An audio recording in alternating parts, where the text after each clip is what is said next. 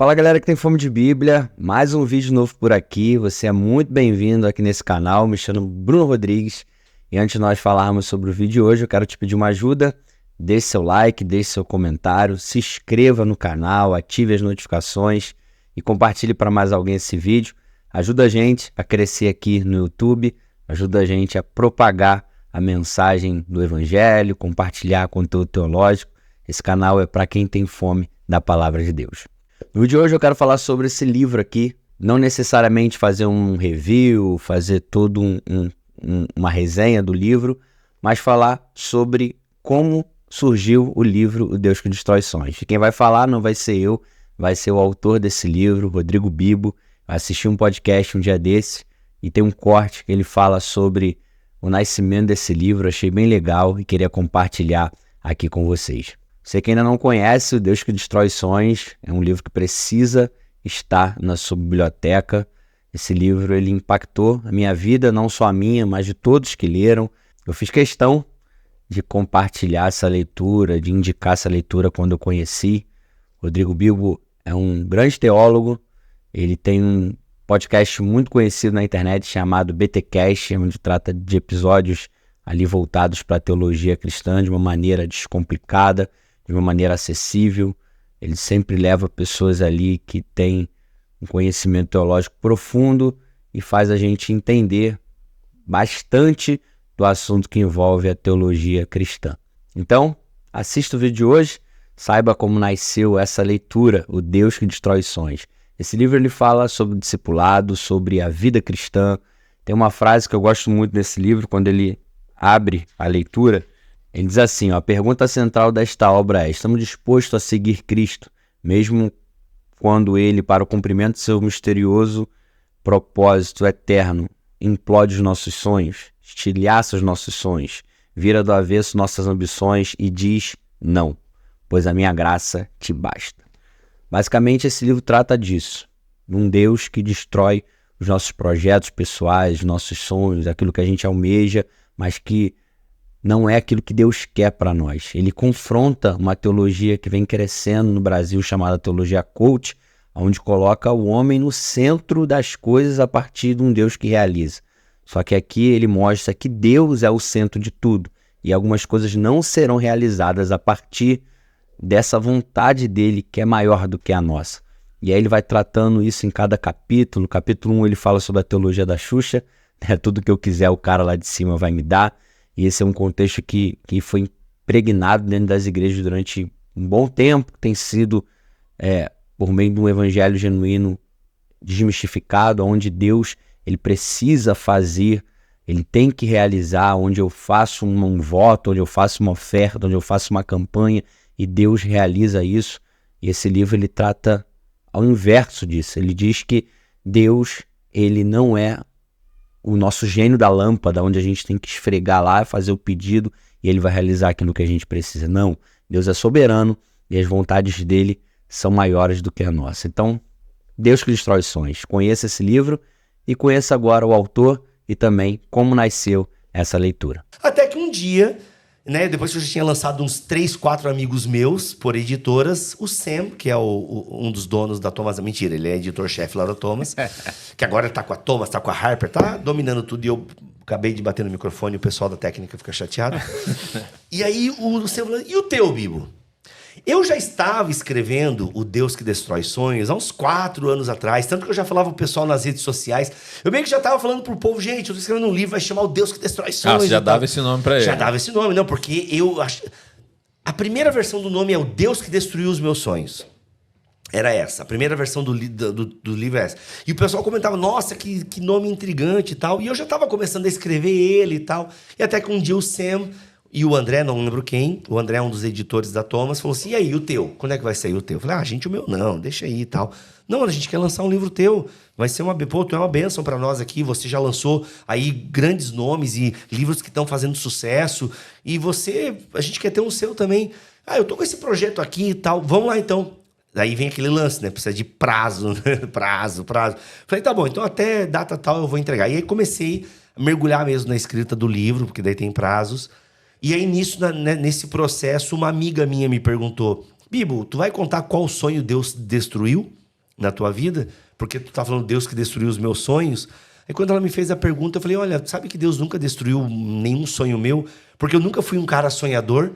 E basicamente eu vivo o meu sonho, então, porque eu sempre quis estudar teologia, sempre quis comunicar o evangelho, compartilhar a teologia. Então eu meio que estou vivendo o meu sonho e Deus ainda não destruiu. E até era a primeira pergunta que eu ia te fazer aqui. Se houve algum acontecimento específico na sua vida uma que te levou a ter... uma coisa assim. Não teve. Escrever o nome Pior do que livro. não. Esse livro, ele nasce, o Deus que destrói sonhos, ele nasce desse meu cansaço, dessa mensagem motivacional que tomou conta dos púlpitos, sabe? Eu sempre tive contato com a teologia triunfalista, da teologia da prosperidade. Sim. Isso é muito comum no movimento pentecostal. Eu tive contato com ela lá. Só que geralmente era ligada à prosperidade financeira, curas, né? Geralmente a teologia da prosperidade na década de 90 e anos 2000, ela está muito ligada a esse movimento de curas e dinheiro, certo? Cura e dinheiro. Só que nos últimos anos, nos últimos 10 que anos... é o que mais arrebanha pessoas. Até hoje. São as maiores necessidades das pessoas. Exato, cura e dinheiro. Por isso que, inclusive, né, na África, em países poucos evangelizados, você tem grandes igrejas mega-churches neopentecostais com essa teologia triunfalista. Mas o que aconteceu foi que daí começou a surgir essa teologia que alguns amigos chamaram de teologia coach, né? Então, assim, essa teologia coach, ela realmente... foi, assim, meio que o start para eu pensar, não, a gente precisa... E sempre essa frase, né? Deus vai realizar os teus sonhos, né? Eu creio num Deus que realiza sonho. Até frase de caminhão, frase de carro, entendeu? Deus pode realizar os seus sonhos. Frase de impacto, Frase de impacto. E eu falei, não, gente, eu creio num Deus que destrói sonhos. Entende? Então, por isso que daí mas eu acabei dando esse título mais individual. Daí, quando a minha amiga fez essa pergunta, e eu me dei conta que eu não tinha nenhuma grande frustração. Frustração tenho várias, como qualquer ser humano, mas ao ponto, assim, de me impactar e eu ter esse título, não tinha nenhuma e tal. Então, eu falei, olha, gente, vamos manter essa característica minha, né? Eu quero que as pessoas tenham... eu tenho essa ideia de que estão me ouvindo. Porque o meu forte é o áudio, né? Eu faço há 12 anos podcast. Então, o meu forte é o áudio, é a minha voz. Apesar de ela ser essa taquara rachada, a minha voz é a minha grande marca. Então, eu quero que a pessoa, quando ela estiver lendo, eu quero que ela tenha essa sensação de que ela está me ouvindo. E graças a Deus a editora também só corrigiu os erros e tal. E uma outra coisa, assim, Bibi, isso aqui tá muito ruim. Isso aqui a gente precisa mudar. Eu falei, não, tá bom, isso aí pode mudar. Concordo. Mas deixaram muitas características do texto e tal. E eu ouço isso, Bibo, é muito legal. Parece que eu tô conversando com você. Inclusive tem a versão áudio. Eu sei que vocês vão distribuir em áudio aqui, mas tem a versão em áudio do meu livro. E eu que fiz a leitura. Que é a sua pegada. Que é a minha pegada também. Tal. Inclusive, áudio, né? Quem ouviu o áudio vai ter coisas diferentes lá. Eu dei umas mudadas no áudio e tal. Eu li o livro, como se estivesse te ouvindo. E eu quis deixar isso mesmo, essa característica e tal. Inclusive, todos os meus textos eu procuro deixar essa marca, entendeu? O menos formal possível. Eu sou uma pessoa informal. Eu sou irreverente até, né? E às vezes até perco os limites. Mas assim, eu gosto de ser assim, não porque eu gosto, é porque eu sou assim. Sim. E eu já tentei mudar, eu já tentei... Faz parte da sua natureza. Eu já tentei pregar como fulano, como ciclano, ser sério como Beltrano, mas não, eu sou assim. E a minha essência. E eu quero também que os meus textos tenham isso. Então foi isso, assim, E aí a editora me deu um presente, né? Porque se você pega o meu livro na mão, ele é um livro completo. Sim. Ele é um livro que tem ilustração, né, por um ótimo ilustrador, que é o Guilherme Mett. Ele tem fitilho. Mano, fitilho é coisa chique demais em livro. Em livro, nunca tem. Não tem, porque é caro, só o pessoal entender. É caro ter fitilho em livro. Ele tem pintura trilateral. Que é caro também. Ele tem verniz localizado. A capa é capa dura, mas é soft touch. Sim. Ou seja, eles deram um banho de loja de livro. Então, assim, o meu livro, ele é tipo, né, o top tudo que se tem de bom para colocar num livro. A cor que usaram, a capa chamou muita atenção. Chamou atenção, enfim. E tudo isso foi uma decisão da editora com a equipe criativa. Eu lembro que a minha ideia de capa tava longe de ser legal igual essa. E eu lembro até hoje da reunião que a gente fez e quando eles me mostraram a capa. Nossa, eu pirei com essa ilustração. A ideia da frustração do sorvete caído foi incrível. Foi 2020 que saiu?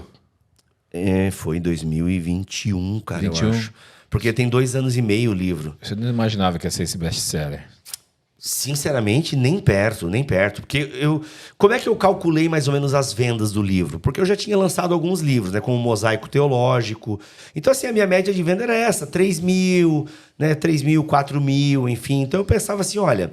Se até o Natal, porque a gente lançou ele em abril de 2021... Eu acho que foi, gente. Eu tô meio perdido, pra ser honesto, eu tô meio A perdido. pandemia deixou a gente meio... Depois ficou tudo meio zoado. perdido. Mas tá ali, abre ali. Dá pra ver a primeira Primeira edição. a primeira edição. Eu acho que foi 2021, mas enfim. E aí o que acontece? Eu esperava vender 1.000 até o Natal, mais ou menos, assim, entendeu? E eu lembro que no Natal daquele ano já tinha passado 5.000, assim. 2021. 2021, é. E aí a coisa foi indo e tal, e de repente foi ganhando, assim... eu lembro, eu vou falar o nome...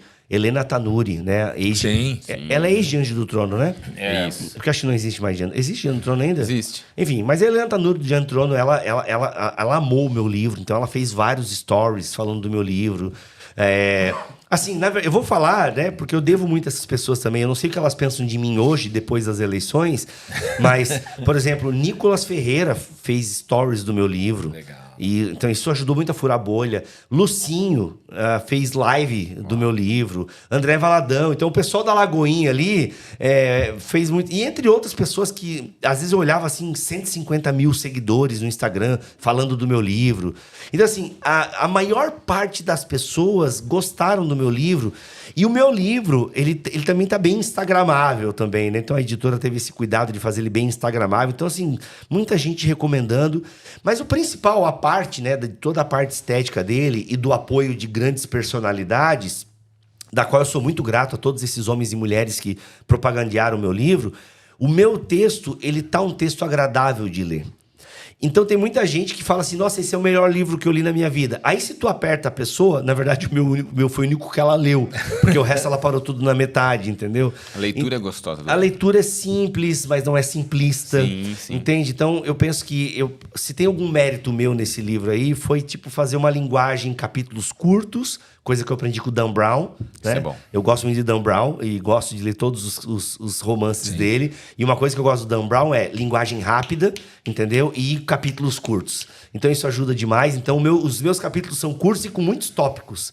Então, assim, numa viagenzinha de ônibus, a pessoa às vezes consegue ler até um capítulo ou ler um tópico. E aí depois eu continuo o próximo tópico. Então isso ajuda a marcar a leitura e tal. Enfim, teve gente que não gostou, obviamente, né? Teve uma menina que eu lembro que no primeiro ano de lançamento fez uma live ou um stories. Foi stories porque me mandaram. Ela rasgando o meu livro e tal, porque achou um absurdo. Mas sabe o que é o mais engraçado? Que ela era adepta da teologia coach, então. Então, vou contar 2 casos. O primeiro é dessa menina, que eu acho que ela devia ter problemas. E aqui, gente, não é engraçado, eu não tô depreciando, mas é porque a forma com que ela falava parecia ter algum distúrbio, assim, psicológico. Eu não sei qual que é a palavra certa, o psicólogo hoje, então, gente, me perdoe no politicamente correto, mas ela parecia ter algum problema psicológico, assim, porque ela não leu o livro. Porque se você pega o meu livro... pela capa. Eu não sei se a câmera vai conseguir dar um zoom aqui, mas se você pega o meu livro, você vai perceber que tem umas imagens aqui, né? Isso aqui, essa guarda aqui é sensacional. Isso aqui é caro também, by the way. E aqui você tem o quê? Você tem uma bola de cristal, você tem um gênio da lâmpada, né? Você tem uma lâmpada onde guarda o gênio, você tem uma fantasia do Homem-Aranha num lixo, e você tem uma televisão e tal, e um sorvete. Ela julgou meu livro por essas imagens. Então ela falava assim, a julgar por esses desenhos, isso aqui deve ter magia, isso aqui deve ter coisa que não tem nada a ver com crente e tal. Então, assim, no fundo deu pena porque ela não fez questão nem de ler o prefácio do livro, né? Aliás, eu acho que ela não leu nem a 4ª capa, que já é um texto que dá a tônica do livro, né? O meu texto de 4ª capa aqui já dá a tônica do que vai ser. E aí ela rasgava assim, olha, porque esse livro aqui deve ser muito ruim, então para que ninguém leia eu quero rasgar esse livro e tal. Mas enfim, graças a Deus muitas pessoas leram porque o livro não é sobre, né, essas imagens aqui, elas têm a ver com o capítulo e tal, enfim. Galera, é isso. Espero que vocês tenham gostado desse corte, desse trecho aí onde o Bibo fala sobre o livro. Se vocês querem ver mais conteúdos como esse, onde a gente pega alguns cortes interessantes aí na internet para trazer aqui pro canal, deixa aí o comentário se vocês gostam e a gente pode fazer mais disso aqui no canal. Deus abençoe, até o próximo vídeo. Não se esqueça, tenha sempre fome de Bíblia. Fui, galera, valeu!